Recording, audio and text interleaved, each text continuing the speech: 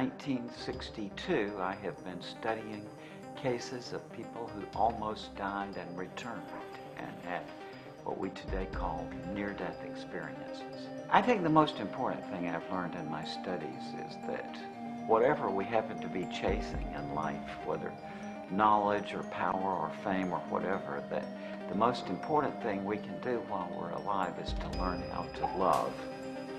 And I've also learned that there's nothing to fear in death. Really, it's a transition into some other world. And I've also learned that these experiences seem the same all over the world, wherever I've traveled. I hear the same things from people.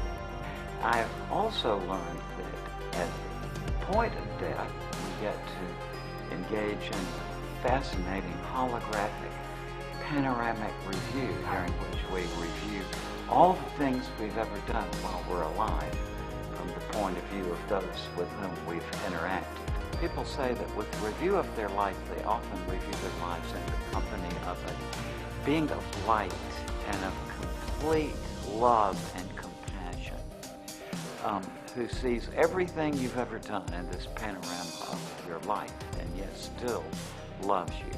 People I know who've returned from death say that it was the most wonderful experience of their life. And I would say to people, there's nothing to fear in death. That the fearful things are here in this life.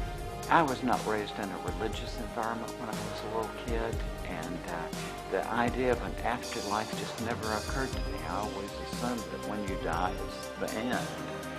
And so it's been a long process for me to come to terms with the fact, as I gather, that when we die, we do go into this other state of existence.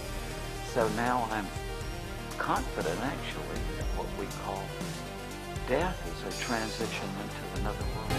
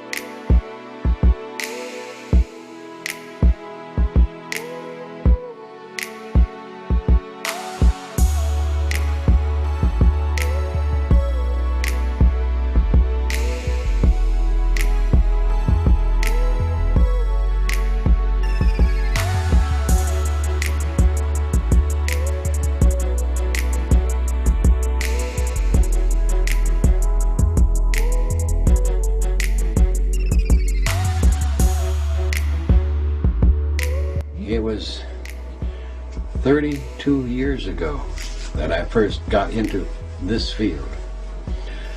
How did I get into this field? By accident. It's sort of like the monkey who fell out of the tree.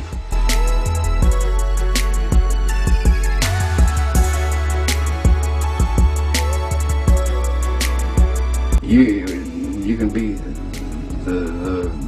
a wonderful saint, or you can be the cruelest person you can think of, but you're still going to survive physical death. That's an automatic thing. And this process lets you begin to know that, not believe it, but know it. And there's a great difference between believing and knowing, a huge difference. You can listen to me and say, I believe you, but if I give you the tools so that you can find this out and say, oh yes, now I know it.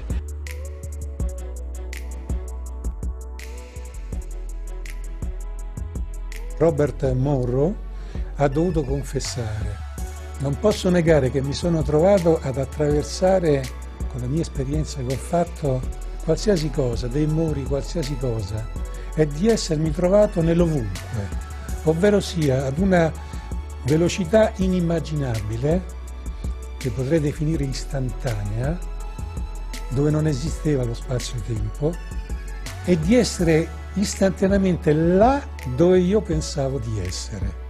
Non solo, ma mi sono reso conto che pensare è avere un corpo, e avere un corpo significa avere una struttura di pensiero.